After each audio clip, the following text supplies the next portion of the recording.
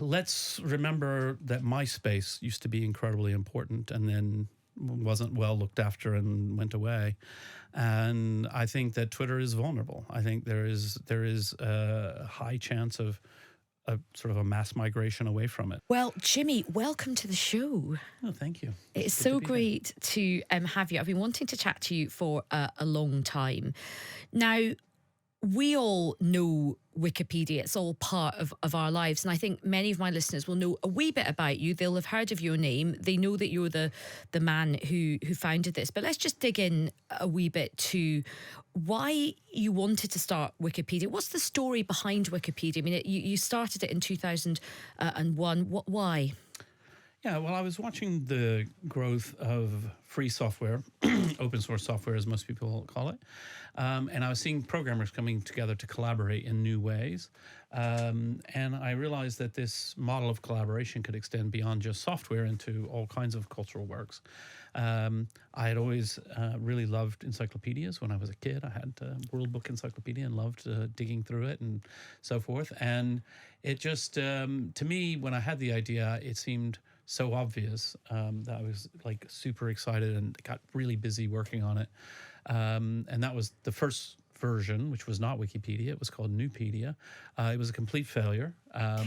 But 2 years later, still nobody was trying to do what I was trying to do. So maybe it was quite early and it wasn't as obvious. But then once we switched to the wiki model, meaning a website anyone can edit, it's a type of software, it just really grew and grew and grew from there. And is it true that as a wee boy, your love of encyclopedias was such that sometimes you felt that they didn't have all the answers to the questions that you were thinking about? Well, yeah. I mean, it was interesting to me because we had this set of World Book encyclopedias. The big, fat, thick ones. Yeah. Well, actually, World Book is not like Britannica. It's more of an encyclopedia for children. And every year they would send out the annual update. And you would see knowledge changing in time. I remember when the new article about the moon came out because people had landed on the moon and they had updated the article. And that sort of realization that knowledge changes. And actually what you would do is you would get this pack of stickers would come and you would go through and you would stick in under M for moon. You would say, oh, check the 1975 update. And then you would go and there would be the new version of the article. So I always loved that. I always joked that was my first experience editing the encyclopedia and updating it. But yeah, I was always someone who I just love kind of random knowledge, and just knowing a little bit about everything is just great fun for me. And look, the wiki part of it is this idea of people coming together in a collaborative process. And of course, the unique aspect of Wikipedia is that different people can look at an article and edit it. When that was starting, was that not so risky? Did you not have kind of like massive sleepless nights thinking, well, anybody could just come and edit this? You know, how were you going to keep it? Because it's actually become a very successful product, but at the beginning, was it very high wire? Yeah, I mean, it was. We were very fortunate that nobody cared what we were doing, so nobody was paying much attention. But we... You know, in the early days, I would sometimes get up in the middle of the night and just check on the website, make sure nobody had trashed the whole thing, because it was very, very vulnerable. And indeed, in that first few months, we didn't even have like real accounts. Like you could sort of set your username, but anybody could set the same username. We didn't have passwords, which obviously wasn't going to work, but it was just very, very basic software that was very almost like performance art. It's like, just open it up and see what happens. But we wanted to make Britannica or better quality is what I've always said, you know, try to make a serious encyclopedia. And so, yeah, but, you know, pretty soon I sort of realized, oh, yeah, look, there's this person who gets on every night from Australia, and when I'm sleeping, they're on looking after things. So it's great, you know, and we started to grow a good community of thoughtful people to look after it and nurture it and grow it. And it's interesting because, as you see, it's very much based on individuals getting involved, community, there is this kind of Wikipedia community. It is based a lot on good faith. And in a world where there's a lot of bad faith, does that ever seem vulnerable? Well, it certainly did in the early days. Because, you know, I think this has gotten worse in a way. But at the time, you know, the major social elements of the internet would be like Usenet, which is sort of giant, sprawling, anarchic message board system that no one could control. And it was full of trolls and vandals and spam and all the sort of horrible things. And it was kind of hard to imagine that, actually most people are basically decent and most people are trustworthy. We know this in real life. If you think about, you get on the tube every day with people who don't stab you and so forth. And, people are basically all right. I mean, some of them are quite annoying, but in general, they're not super malicious. But somehow online, we do get this feeling that there's a lot of really, really toxic people out there. And I think in part, that's because I think a lot about and talk a lot about like social design, the design of social spaces. How do you encourage the good people? How do you discourage the bad people? How do you create spaces where people can have constructive and thoughtful conversations? And obviously these days, Twitter has taken on, Twitter, formerly Twitter, now X, has taken on this sort of mantle of like the most horrible place on the internet. And it's addictive and it's horrible and it's all of those things. And if your only sort of experience with things that are social online is just looking at Twitter, you think, gosh, the general public is just full of unbelievably horrible people. But actually, that's because the system actually promotes those horrible people, and the quiet people actually just look at it and they're just like, well, this isn't for me. This is terrible. I just walk away. So we try really hard, and we're human, so we don't always get it right, but we try really hard to be welcoming to newcomers. And if somebody comes in and they're doing something bad, we try to say, oh, hey, can we help you? Like, what are you doing? And maybe we can help you. And what are you trying to accomplish? And you'd be surprised how many times people start out sort of being aggressive and rude. And then they're like, oh, okay, I get it. Like, this isn't like that. This is like normal people. So normal, very geeky people. Very geeky, let's be honest, super geeky. So look, it's been phenomenally successful. It's become, just part of our everyday, whether you're a journalist or a kid at school or whatever, Wikipedia is your friend. It's your sort of go-to resource. And it feels like it's trusted, but is it truly trusted? I mean, there has been some criticism of Wikipedia. There's been some people who have accused it of having an intrinsically left-leaning political bias. What would you say to those critics? Yeah, so, we're human beings, and we have a really strong ethos in the community to be fair and to be neutral and so forth. But of course, if you go around in Wikipedia and you look at different articles, you might say, oh, that's, I would have put that differently. I might have said this in a different way. But by and large, I think that criticism falls flat for anyone who actually reads enough of Wikipedia. And you see, on contentious issues, Wikipedia is quite comprehensive and fair and seems to me generally to take quite a nuanced view. So occasionally we get accused of being sort of gone crazy woke or whatever. Yeah. And I'm always slightly amused to just quote a little bit of Wikipedia to people because, on the question, sort of the aggressive anti-trans question, what is a woman?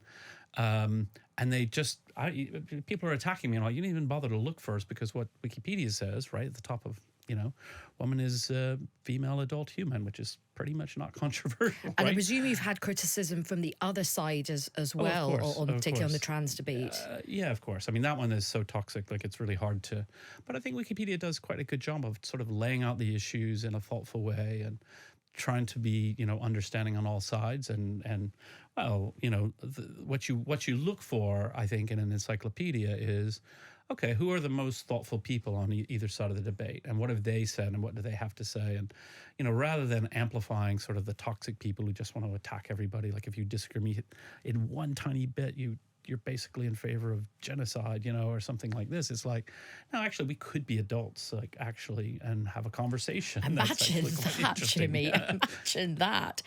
So look, let's discuss your business model because it's really interesting. You're a charity. You don't have ads which pop up on the site. Occasionally, what you will see is you will sometimes pop up asking users for a donation, but there's no pop-up ads. You don't mine people's data. You're not sort of using people's data. So just explain And this is a question that I've had many, many times. People don't quite, sometimes people feel it's too good to be true. How does your business model actually work when it's free? Yeah. So as you mentioned, we are a charity. So we're, a nonprofit organization. In the U.S., we're a 501c3, and we have local chapters all around the world that are also charities. And our business model, because even if you're a charity, you have to have a business model, you got to pay the bills somehow, is just donations. And it's really, we focus most of our energy on the small donations. We think that's really important. Getting the support from the general public, the people giving 10 quid, 20 quid, that's really important because So what numbers are we looking at for? there's about 5 million people a year give a small donation. That number is probably a few years old. It's probably more like 7 now, but I'm not sure. And the reason that's really important is sometimes people say, oh, you're always putting these banners up and asking for money. Why don't you just get Google and Facebook and Apple to pay for it? And I think, I'm not sure that would really be what you want. If you really think about it, you want us to be beholden to the general public, not beholden to a few major donors who may have their own agenda and their own interest in the content. So that's been really healthy for us. And it's been really fortunate that people do give. That we always have to take fundraising seriously, obviously. But we're stable, and we build our reserves every year, and we've started an endowment fund, and we're So would you say that thinking you're about the long doing? term. How do you think the business is doing? What's your kind of sort of assessment of the business? Is it struggling? Are you doing well? No, we're doing well. We're doing okay. I mean, the things that we look at and we have some potential concerns about as we see the rise of new ways of interacting with our knowledge that we are giving as a free gift to the world. So, for example, if you talk to Alexa or Siri, they'll often quote Wikipedia, as they should. But we know that when you're using Wikipedia in that way, you're probably not on the website, and you're probably not responding to a donation banner. So we worry a little bit, okay, are we, as technology changes, will people still be coming to the website? Even the shift from desktop to mobile, what we see is that donations are significantly lower on mobile than on desktop, just because people are on the go and so on, and they don't, it's not the moment to ask them. But of course, broadly, if people love Wikipedia and they think, yeah, that's one of the things that I think is good in a world that's not good in many ways, then they do remember us and they think, oh yeah, I should get back on and do my annual donation. Actually, a lot of the donations come from the email campaign. Once you give money, you'll get emails from me forever saying, oh, it's been a year. How about chipping in again? And what kind of people are donating to you? Who will give us a snapshot of the kind of really person, the kind of human? Broad spectrum. I don't think there's any really simple answer to that. I mean, it's sort of like the readership of Wikipedia. It's just everyone, anyone. I would say the largest chunk of money is probably from the people in like the £100, $100, that sort of range, just because they're giving, 10 times as much as someone who's giving 10, but that's still not a major donor. This isn't rich people. It's sort of middle class people who can afford 100, and sometimes the 10 would be from a student or a senior citizen, and then lots of people don't donate, and that's okay too. Like, that's fine if you don't have the money or you don't feel like it. That's okay. It's a gift. It's not we don't have a paywall. So anyway, it's as a business model, it's worked out surprisingly well for us, and we're really happy about that. And do you think that business model is sustainable? Do you think you would ever reluctantly move to a situation where you might have to charge people? Well, no, I don't think we would ever do that. I'm not worried about it. We've been doing this now for 22 years, and I would say the first couple of years I just paid for everything, and then it got too expensive for one person. And so, yeah, it's been around for a long time. We've got a steady base of donors. We do long-term planning. We do worry about, the income and things like that, but that's sort of part of what goes with the territory. But yeah, I think it is sustainable, and we're not trying to radically shift anything. And I do think it's really is important that we are a nonprofit, because what we need is enough. We're not sort of desperately looking for like, oh my God, we've got this huge traffic base and our revenue is a fraction of the other internet giants. How can we, make $1 billion a year out of it? it's just not what we're doing. Like that wouldn't go in anybody's pocket, least of all mine. So there's not much incentive to do that. There is incentive to say, okay, why do people donate? And one of the reasons they donate is all of the things you mentioned before, like we don't sell your data. We try to be neutral. There's always something to argue about there, of course, but I think people do get that Wikipedia is straight. It's not bent in some way. We just keep it really simple. We don't annoy people. And also, it's just maybe worth clarifying that when you say sort of not for profit, any profits that you do make, where are they invested? Where do they go? They don't go to you, right? No. Yeah, no, it's a charity like the Red Cross or any other charity. And in fact, I'm not even an employee, so I don't make any money from it. I even almost always pay for my own plane tickets to go to board meetings and things like that. Do you pay for your own coffee at work? Well, I don't work there. I don't go in. I always joke they've got work to do. Right? They don't need me there bothering them. So what we do, the money is spent. I mean, all of our financials are quite transparent as we're a charity, and we've got the biggest bulk of it is the software development to improve the website, keeping the website running. So all of the operations people, there's bandwidth, there's of course any nonprofit. We've got fundraising and comms, legal, and legal is actually a bigger and bigger part of it in various parts of the world as we're under threat in various ways. And so that's what we do with the money. And then whatever excess we have, we put into a reserve fund, which is very boringly invested. And sort of we try to be responsible and thoughtful for the long run. Jimmy, let's now look at Wikipedia's future. As you say, you've had a very successful first 22 years. What do you think the future challenges are? Is it going to be the rise in technology? Is it going to be the rise of AI and things like chat, GPT? Is that, do you think, where your challenges are coming from?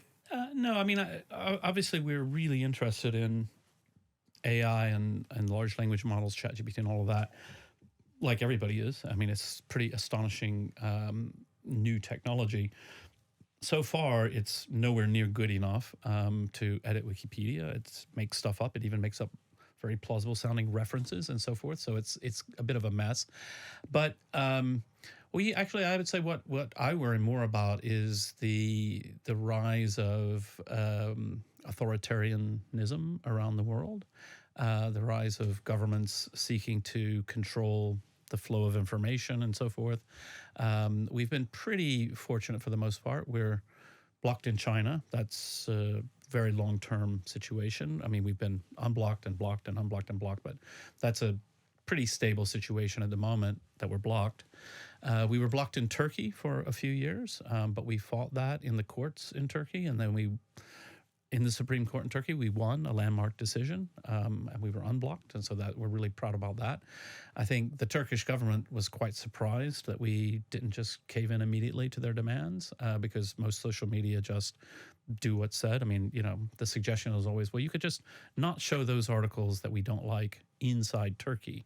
And we were like, yeah, we're not going to do that. We're Wikipedia. So, in general, I think one of the reasons that we haven't had more trouble is because people love Wikipedia. Like, people get it. And, if a government says, oh, we're blocking Wikipedia because it's dangerous, radical content, most people are like, I read Wikipedia. It seems pretty dull to me. It's not a place to foment rebellion. So we've had a few, we've been issued fines in Russia, which we're never going to pay.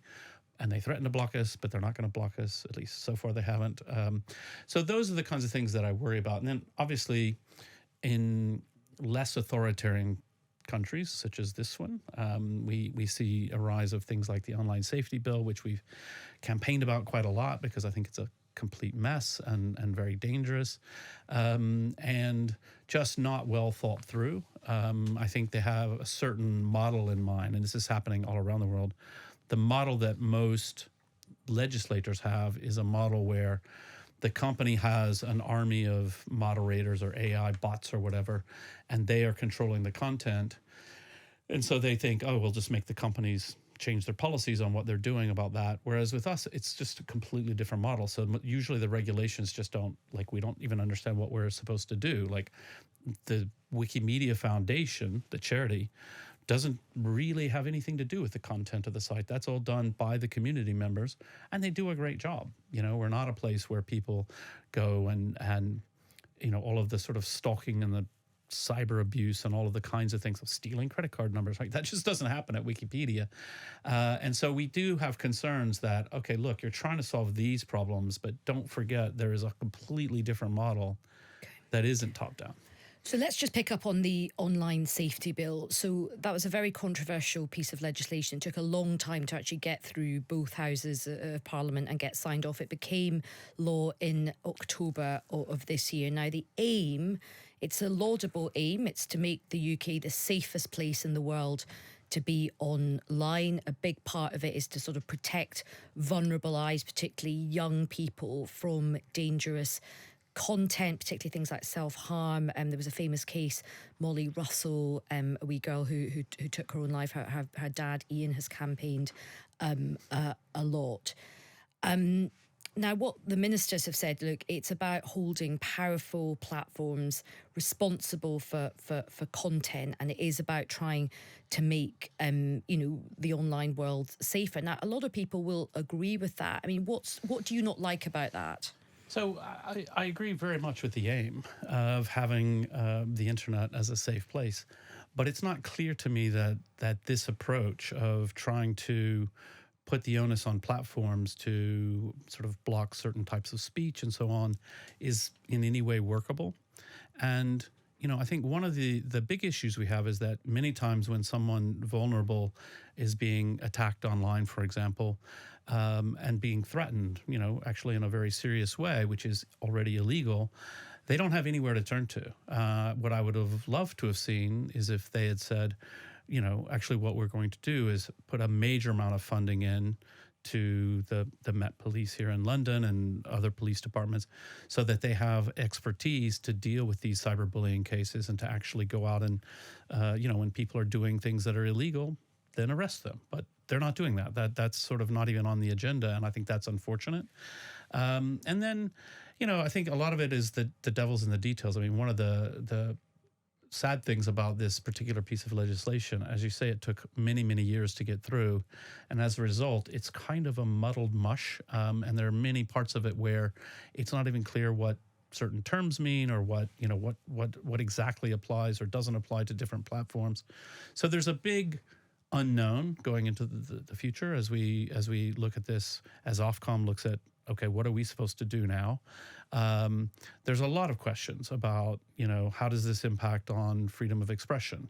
What exactly counts as abuse? And obviously, we already have these questions throughout society in many, many ways. The question of what sorts of, where do you cross the line from a legitimate political debate into abusing someone? Now, just also keep in mind that the vast majority of the internet is not in the UK and cannot be regulated or controlled by the UK whatsoever. And in the US, a lot of things that would be, say, illegal here cannot be illegal in the US due to the First Amendment. And so the idea that we're really going to change certain aspects of the public discourse by threatening a handful of companies in the UK is just extremely unlikely. One of the things that is in the bill is really an attack on end-to-end encryption, which is the opposite of making the internet safer. It's making the internet significantly more dangerous. But it's vague and it's not clear, like exactly what does it mean and exactly how is that going to work. Now, you've made a good case about why this bill is absolutely, it's not perfect, but many people do support it. Many parents of, who've lost children, the Internet Watch Foundation, many women's groups. And many people make the argument that, the people who run these platforms, which tend to be men, they're very, very, very powerful men. You have a handful of really masters of the universe, a number of men, really controlling a lot of the big platforms that we use for communication. There has to be some level of regulation. Now, it's not going to be perfect, but is this a case of, don't let the best be the enemy of the good, and there's got to be some regulation. There's no level of regulation that all you guys would sign up to. So isn't this better than nothing? Well, I think no. I think it's significantly worse than nothing. I think it's very dangerous for freedom of expression. The big platforms, they are, with the exception of Twitter and X, which, we'll get into that Yeah, if we'll we come want into to. that. Yeah, we'll come on to But it. they're generally rational. They're rational businesses, and they're looking to optimize what they're doing. And if they see actually hosting any kind of controversial speech of any kind is legally puts us at risk, they're just going to shut it all down. They're going to become completely anodyne, the Disneyfication of the internet. And suddenly there won't be spaces where people are going to have difficult conversations. There won't be spaces. Like, would you be willing to host some kind of discussion forum for troubled teens? If the troubled teens might be talking about things that are a bit scary and so forth, you might just say, shut it down. Like, don't have a place where young teens can go and talk to other people and about their feelings and so forth. Because suddenly, if one of them does something, you are now held responsible for it. It's very simple, very rational. You just don't host that kind of conversation. And I'm not sure that's the right answer. I don't think that is really the direction that we want to go. I mean, one of the great things about the internet is that there are all these kinds of communities that can arise, some healthy, some not healthy. And just to say to the platforms, don't host anything that might be even remotely controversial or you're going to be held legally responsible, probably is worse on net for society. So the Ofcom is going to regulate this in the UK, and the head of Ofcom, Melanie Dawes, says, look, we are going to enforce this, but we are going to be sensible. We're not going to do censorship. This is on the statute books now. It is law. What do you think, from your point of view, you're going to do? Will you just watch and monitor how this plays out? If Ofcom is sensible, and let's say the scenario that you've spelt out, which is, sometimes you have to have these difficult conversations.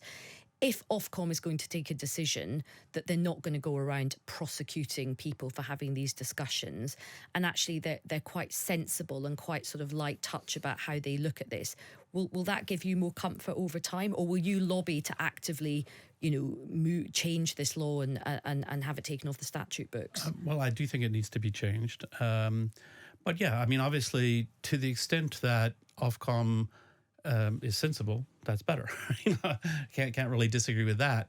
But I find it very disturbing, this sort of idea that rather than human rights being protected as a matter of law, that we're just told, trust the minister in charge of Ofcom, who could have easily been Paul Dacre, right? That was floated. Yeah, that's true. That's true. That is true. That's a good point. It's not really clear to me that that's the right approach. I mean, obviously, I hope they will be sensible, but I've never found it comforting to say, "Oh, don't worry, we've instructed the regulator in the law to take a balanced approach," because that's very vague and is really, really hard for platforms to think about what they're meant to do. And I think they're more likely to say, right, we just don't want the risk. We don't. There's no point in hosting any sort of controversial content at all. And that's unfortunate. So are you going to be lobbying a future Labour government to get rid of this? Sure. Yeah. I mean, I live here, so if anybody asks me, I'll tell them what I think and sort of see, sort of how can we improve it? How can we do some things that are actually useful at solving some of these kinds of problems rather than pass a muddled legislation that doesn't actually help? And look, on that note, given that actually one of the great problems for policymakers and government to try and regulate this is that people are just not experts, right? Most politicians, even the younger ones, literally don't have a clue. Certainly a lot of the civil servants don't either. If a future Labour government asked you to step up and do a role, looking at tech and better regulation of tech, would you consider that? Yeah, I mean, I would enjoy that. That would be fun. I do think, there's so many aspects of technology which are touching on so many aspects of our lives. So let me just give one simple example. Yesterday, Google has announced sort of Gemini, the latest version of their AI. And I was very excited to go and check it out. But you know what? It's not available yet in the UK or Europe because of regulation. They have to wait for approval from regulators. And I think, okay, we should sort of stop and say, okay, is that a 3-day delay? Okay, that's probably not a big deal. Is it a 6-month delay? Well, guess what? What are you doing to all of the UK tech entrepreneurs who are trying to build new products and new things using new technology if you're saying, no, forever stay 6 months behind the Americans? So it's that kind of thing that I think deserves a really thoughtful and reasoned scrutiny that's a little bit away from the pressures of politics. I mean, one of the problems that is always true in every regard is, politicians come under a lot of pressure from someone who's, charismatic and something horrible has happened to them, and that's legitimate, and the public is upset about something. But then often they don't know what to do, so they just say, well, we have to do something, and this is something, so we'll do this. Okay. And so I'd like to see a much more thoughtful and reflective process. So if you get the call from a future, let's say, Prime Minister Keir Starmer, Jimmy, are you ready to become Lord Wales? And we'll put you in a ministerial job and you'll go into the House of Lords. Is that something you would consider? I'd consider it. I'm not sure I'd be good at a ministerial job. I'd be much better as an advisor or sort of head up some investigatory commission to think about these issues. But yeah, it'd be fun. Okay, well, if anyone from the Labour Party is listening, there is a very good candidate to potentially move into the DCMS. But look, let's just focus. Actually, just before we move on, I do want to talk about Twitter, X, as it's called. But let's just quickly just stay on the future of AI, because there's been a lot of discussion about, how to best regulate AI. There's been a lot of, excitement about the possibilities that it could offer, particularly, around productivity, particularly in the healthcare sector. But there's also kind of, great nervousness about the sort of robots taking over. And there was this big summit at Bletchley Park that Rishi Sunak hosted. What did you make of that? Do you think that was a successful gathering of people? Do you think that was the right thing for him to have done? Yeah, I mean, I think it's fine to do. I'm not sure how successful it was or what really came of it, as opposed to a political moment for Rishi to, I don't know, do an interview with Elon Musk or something. He might be interviewing for his next job. I'm not sure, but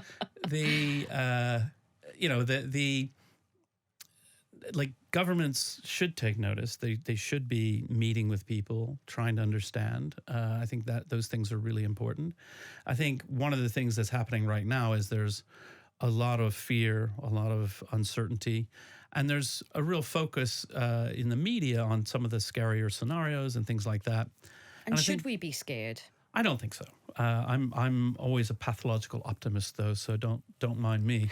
But what I do think is that one of the things that we should focus on is that beyond large language models, which are quite fun and interesting, and everybody should go and have a play with, Bard at Google or ChatGPT on Bing or whatever, because it is fascinating and is really something new in the world.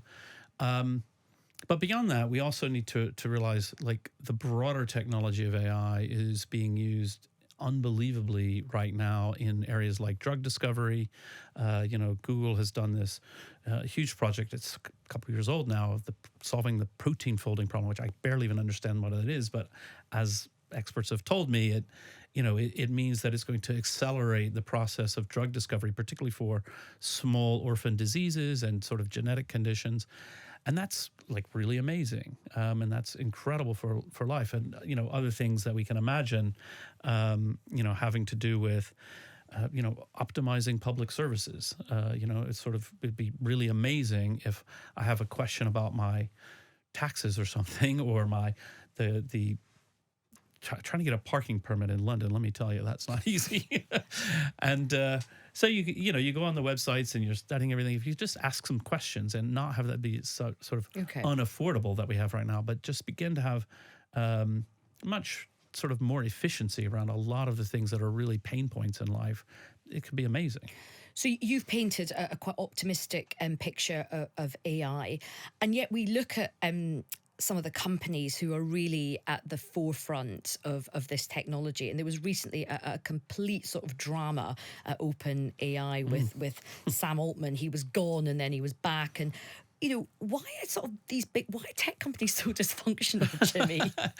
Well, I mean, what did you make of that? I mean, it was gobsmacking. I've never seen anything like it. And I would say, different, like, let's say Google, Microsoft, and Apple, they, whatever your criticisms or praise of them might be, they don't seem to be random like that, right? They're not suddenly firing the CEO and bringing him back a few days later. So serious growing pains, obviously, at OpenAI. I don't think any of us really know what went on there yet. I think someday books will be written and people will talk, but clearly that's not great. It's not great for them as an organization. Obviously, the other thing about OpenAI that's super interesting is that the structure is ultimately it's a nonprofit organization, and it's got this sort of for-profit underneath it that Microsoft is invested in, but it's fully owned by the nonprofit, and this was the nonprofit board, and that's a super interesting structure. I mean, it's not dissimilar really to The Guardian here in the UK, where The Guardian is owned by the Scott Trust, but there's a commercial board that actually runs the business, but the Scott Trust has the final say ultimately. And that's kind of the model of OpenAI, which sounds great to me. It sounds, a great way to think about safety and neutrality. But when you see something like this, you're just, it's a head scratcher. It's like, what is going on over there? I mean, and it may just be, it's like seriously growing pains that the people involved were not experienced at being board members of a giant nonprofit and things like that. So. Now, speaking of corporate dysfunction, let's turn our attention to... I thought you were going to ask me if I got the call to be a board member of OpenAI. Did you? No, but if I did, I would seriously consider it. Okay. I mean, even as a non-profit, I don't really need more non-profit Jimmy, jobs. I feel like I'm your agent. Right? I'm pimping you out for a job with as a future minister in the House of Lords and now on the board of OpenAI. If you get any of these gigs, I want my 15%, okay? Yeah, well, deal? Yeah, sure. 15% of nothing is usually nothing, so... Well, look, let's now turn to Elon Musk and Twitter X. I mean, what do you make of what's happened to this site since he's taken over? Do you think it's functional in your view? No, I mean, I've been a critic of Twitter for many years, and they've always struggled, but I was always more or less sympathetic. It's a really, really hard problem. If you have any sort of a site where it's just like, here's a box and people should just come and write whatever they think, you just know some people are thinking horrible things and they're going to type them and they're going to send them, and that's just a fact of human nature and so forth. Where I have become more critical is to say, but look, if what you're doing is you are taking the worst things, and because the very design of the system is that conflict gets escalated and that, retweets and hundreds of people piling on to yell at someone is then a trending topic. And so now we're having these hugely toxic conversations. I just think that's terrible. I think that's not a very useful thing in the world. And I've always said that, but I always acknowledge, okay, like it's a really hard problem.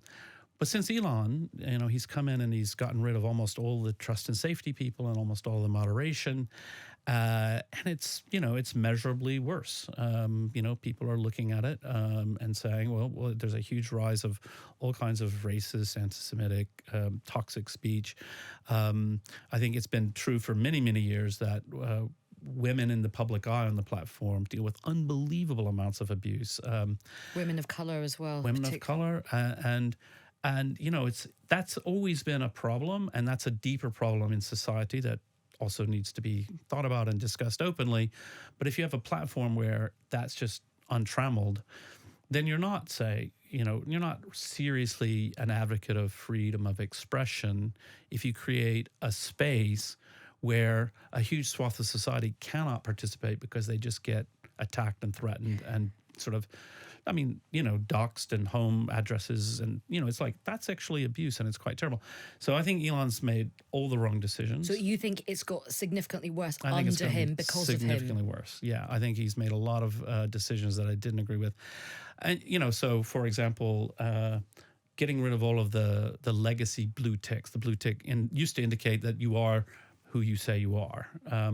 Those all went away. And so I remember not long ago I saw a post from an Al Jazeera journalist, but that person wasn't an Al Jazeera journalist. They were a fake, and they had a blue tick because they had paid for it.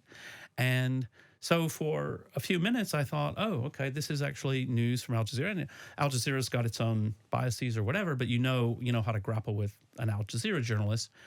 And instead, I was completely fooled, and I thought, oh, this is terrible. So anyway, I complained about this, and Elon said we should change the name of Wikipedia to Dickipedia, which, okay, Elon, that's not really helping, but you do you. Oh, what did you say to him? What did you say to him when he said I that just to ignored you? it. I just ignored it. We got so much good press coverage afterwards. I'm like, what can I say? Like, that's it. Like, I mean, I should have just retweeted it and said How do you nothing get to on with say. him? But, Do you know him well personally? How do I you don't know him well personally, but I know him. And actually, I think he's got a public persona that's quite what it is. And I mean, he's always been nice to me. And, I wouldn't have guessed 10 years ago. And as I said, I don't know him well. I've met him many times, but I don't know him well. Are you on texting terms? Yeah. Yeah, but not often. But, basically, I just think he's made a lot of wrong decisions here. And what do you think has driven him? Because I think everyone will absolutely agree with your assessment.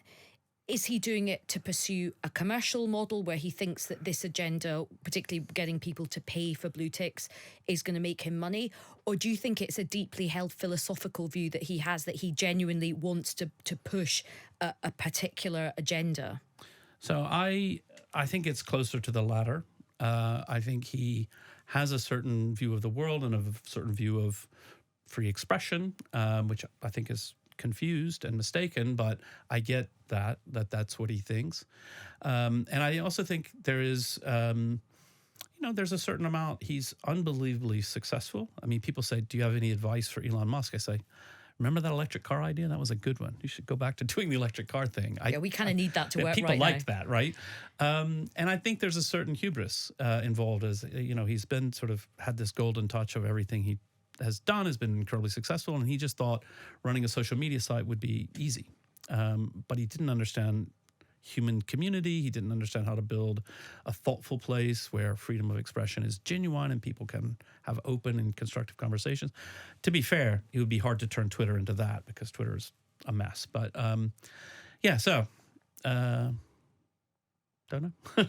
I don't know what his end game is. I mean, one of the things that would argue against the idea that this is commercially motivated is it's been an absolute commercial disaster. Just last week, he said about advertisers, I'm not sure what you're allowed to say on the radio in this country, but he told them to get lost. F off. F off, yeah. And I was like, how do you think that's going to work? And so, what do you think the future is for X? Do you think it is going to exist as this dominant? Because whatever your criticisms are, it is still very dominant. I moan about it as a journalist. I mean, the level of horrible racist abuse I got has shot up since he has come along, and yet I still use it. There are other things like Threads and Blue Sky, but all journalists do sort of admit through gritted teeth we still do use X. Yeah. So what do you think the future is? Well, let's remember that MySpace used to be incredibly important and then wasn't well looked after and went away. And I think that Twitter is vulnerable. I think there is a high chance of a sort of a mass migration away from it. I mean, a lot of brands have already decided to leave.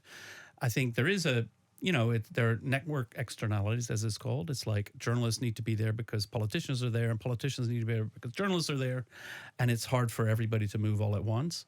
But I think there is a chance that another platform will arise. I've got a pilot project, which is completely different. Tell us about that. You've got a project, a sort of, is it called Trust Cafe? Trustcafe.io.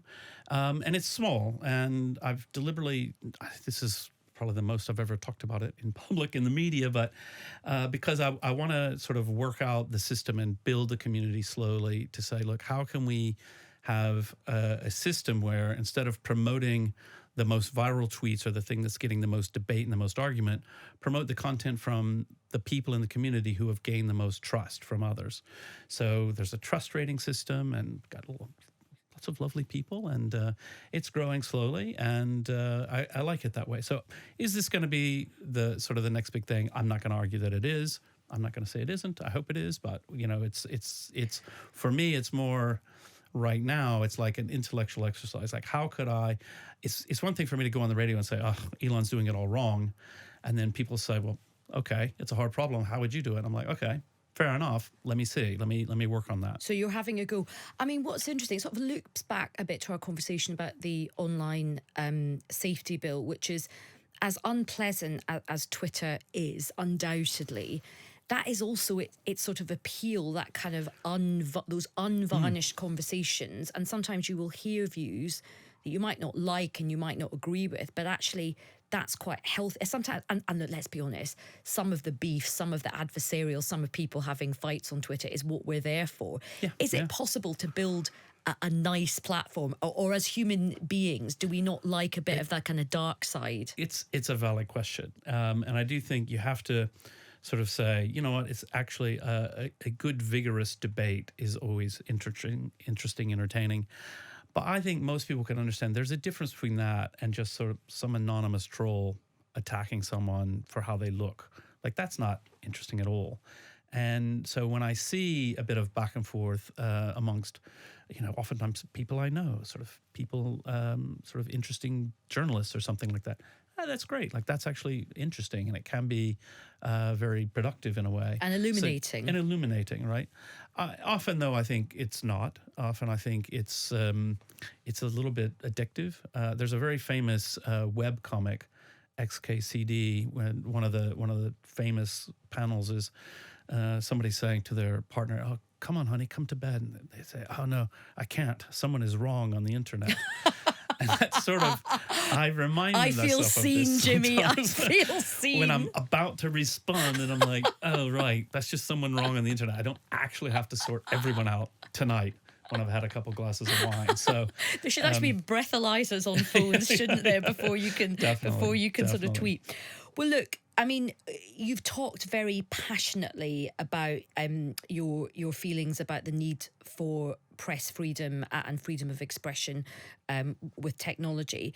But let's look at the effect that technology and the digital space could have on democracy, because we're about to enter a fascinating year. I think next year is the most elections that we've seen in, I think, ever, possibly. I think half the population of the world is set to go to the polls. We've got elections here in the UK, very important elections in America as well. And there's real concerns over the role of social media and tech in terms of influencing elections, particularly misinformation, disinformation, fake news, and even, AI generated deep fakes.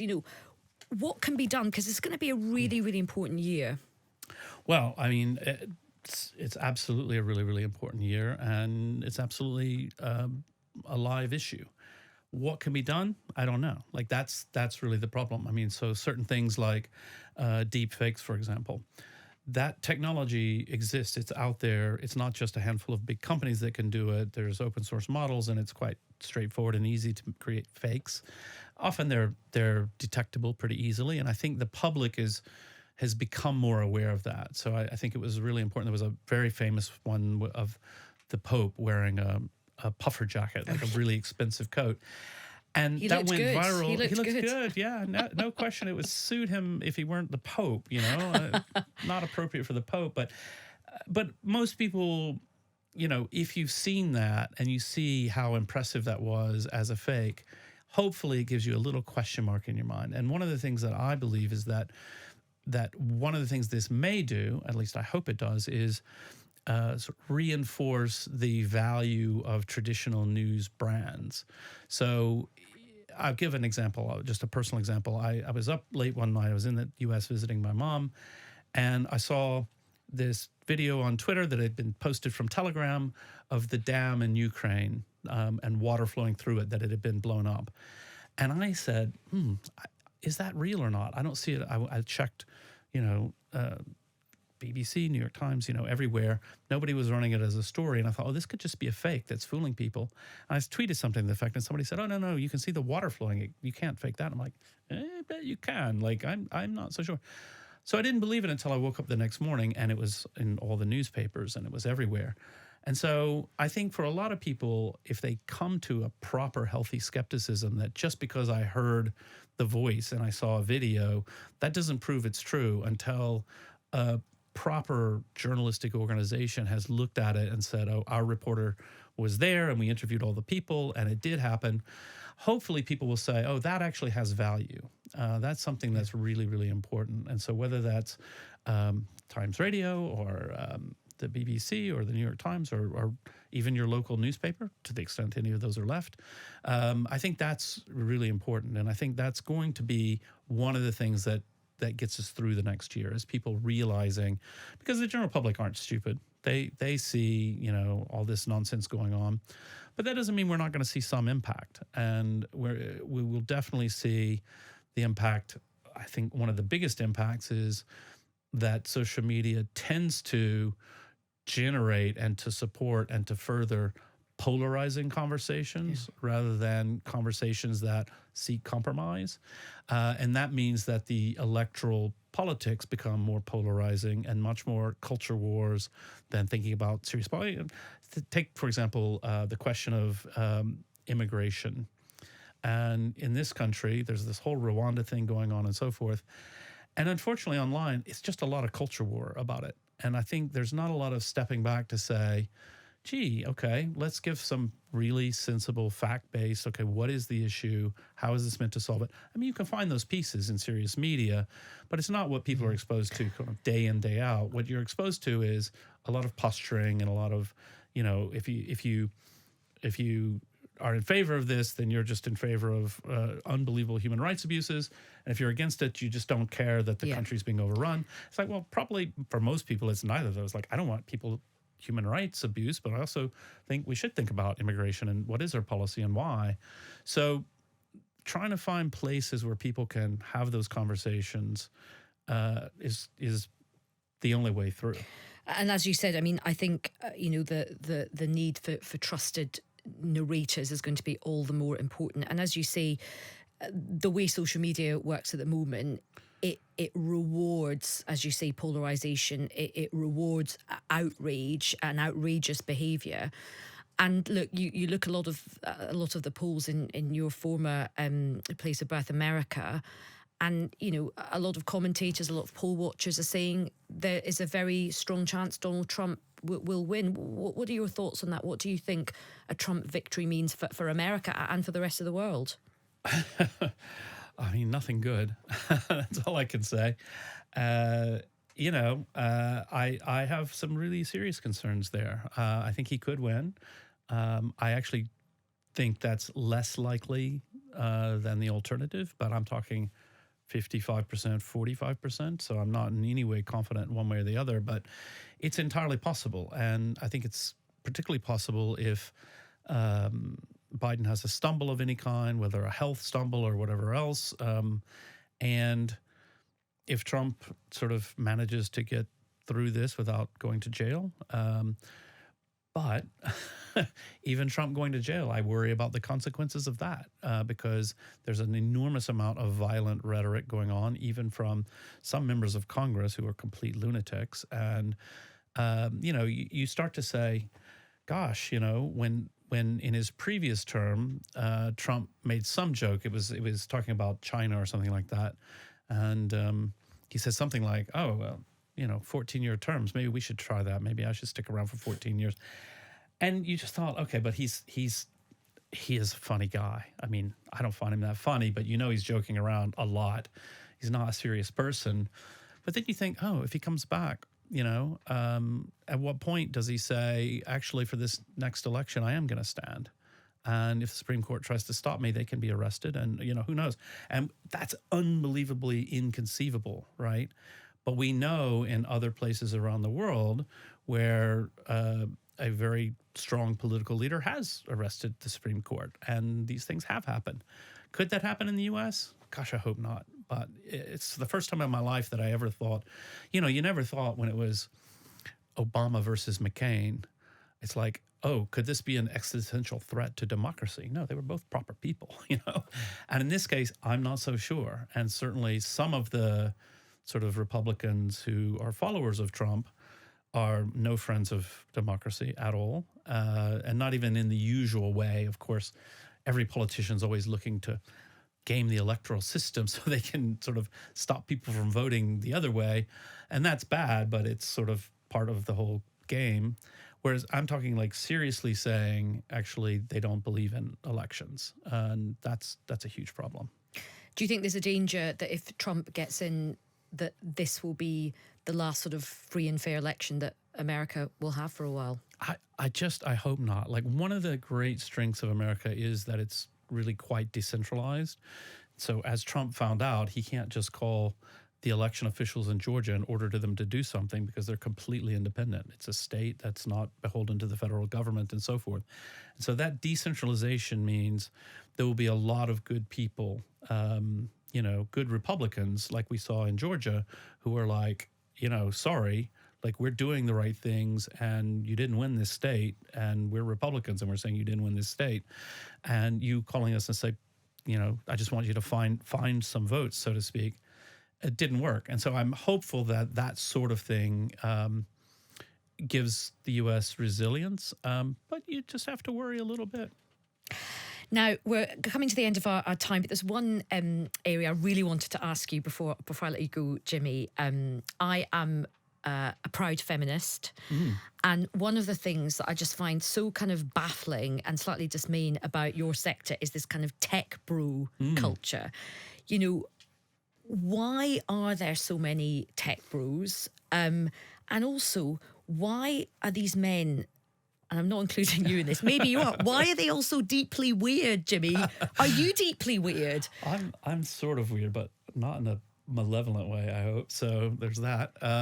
It's a good question. I mean, I think some of it has to do with, we can even go back and talk about STEM education for girls, and why is the pipeline of people in tech continues to be very strongly male dominant, which then leads to further.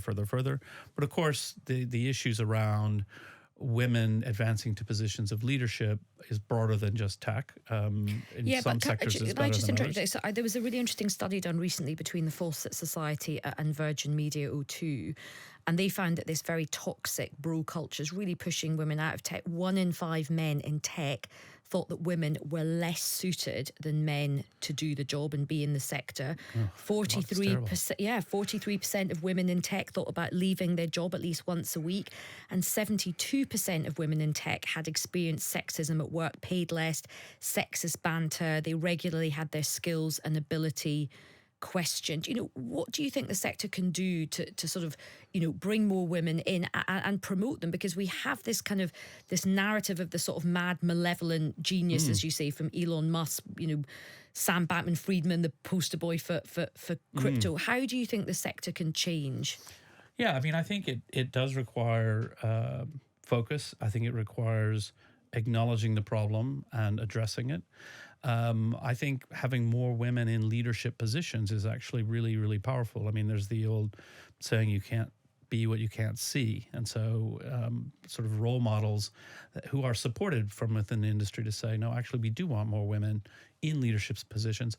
And there are some really great women in leadership positions throughout the industry as well.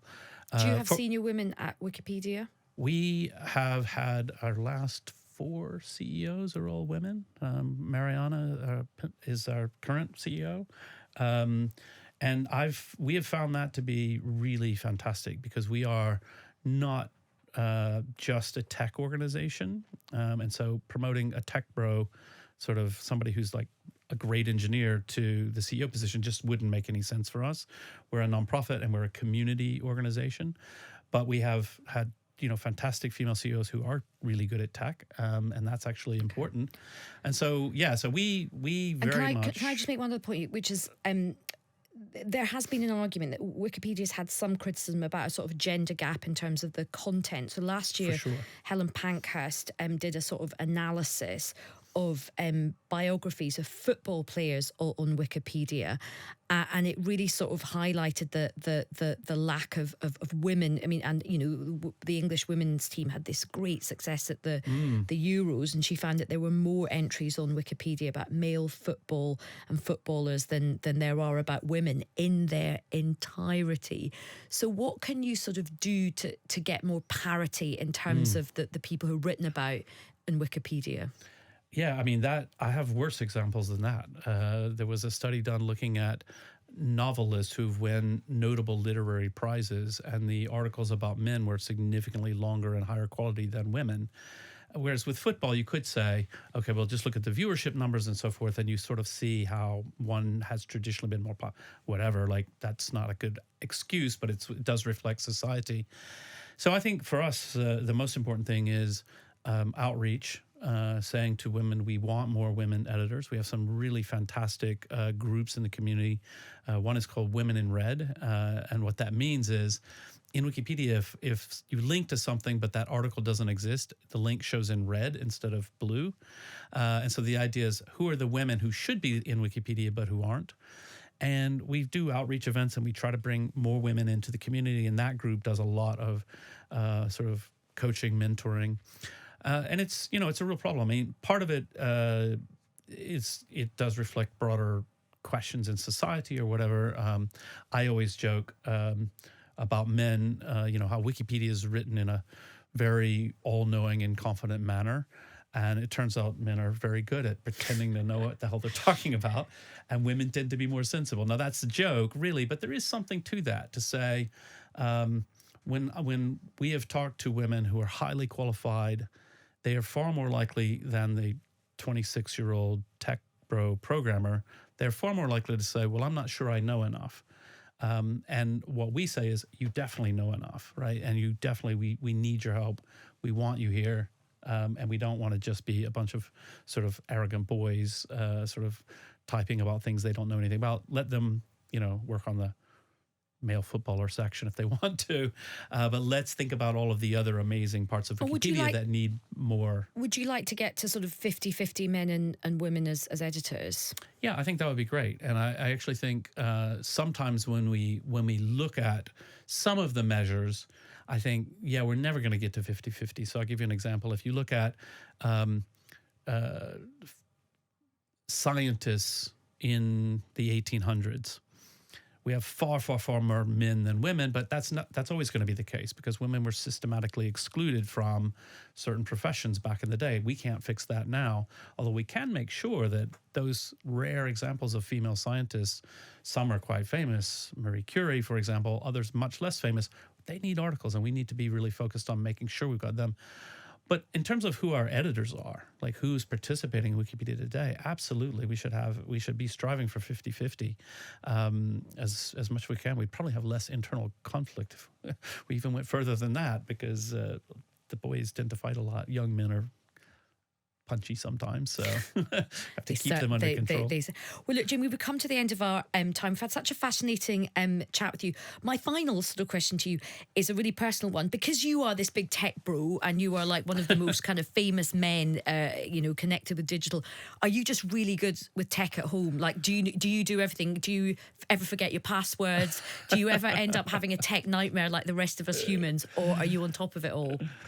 Well, I'll just tell one fun story. So my wife works on Project Everyone to promote the Sustainable Development Goals. And so she's always doing these big events in New York and so on, and with the UN and so forth. And she had a call with Sadiq Khan here in the UK, and something was wrong with her computer. And she called me like desperate. She's like, I've got this meeting with Sadiq right now, and I can't get the... So I went on, and I'm like, oh, hi Sadiq, I'm IT support, So I love that. So yeah, I do a bit of the Did you IT fix support. the problem? I fixed the problem. Yeah, I fixed the printer sometimes. All of that. Yeah. Okay, that is skills. Yeah. Being able to fix a printer. You might be able to fix Twitter before you can actually fix your printer. Yeah. Printers usually just need a kick. They're terrible. It's the worst thing ever invented. Well, look, Jimmy Wales, thank you so much for being so generous with your time. It's been a fascinating conversation. Thank you. Lovely. Thanks.